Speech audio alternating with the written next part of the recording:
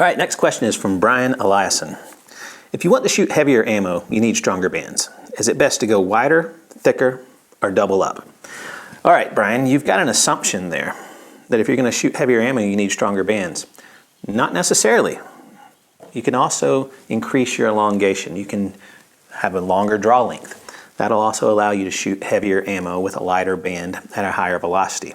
But I don't think that's what you're asking here. I'm assuming that you've got a fixed anchor point, probably somewhere forward of the ear, and you're wanting to shoot heavy ammo as fast as possible. And you're correct. The only way you can do that is either go wider, thicker, or double up. Now, which is best? That's really going to come down to your personal preference. The numbers over a chronograph are going to be negligible. There's going to be some advantages to shooting a wider, thinner latex, but at some point it's going to shift to a thicker latex. Double bands, they're kind of a thing of the past, but you can still get there if you have 2 layers of 0.5 millimeter. If you want to double it up to have 1 millimeter effective thickness, it would be the same as shooting 1 millimeter in the same taper. So they're all pretty interchangeable. The differences are going to require a chronograph to really tell the difference. One thing I can tell you about double bands, they're fiddly to mount. They're more fiddly to make. One thing I can tell you about thicker bands oftentimes have manufacturing inconsistencies, sometimes a little tougher to manufacture that well.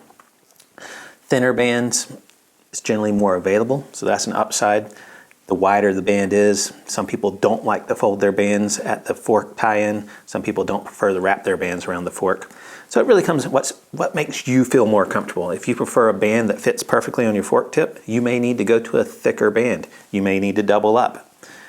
However, if you want to experiment with getting the most power, that's when you need to start looking at elongating your draw, which is a more advanced technique of shooting. So if you're still getting comfortable with the slingshot, don't explore that one yet. You've got plenty of time. Shooting yourself in the side of the face is never fun.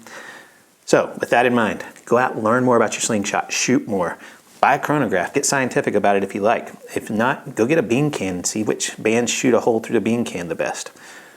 Experimenting's half the fun, and not sweating the small stuff is really important. So if you're getting the downrange destructions that you're after with whatever you're shooting, that seems to be working for you.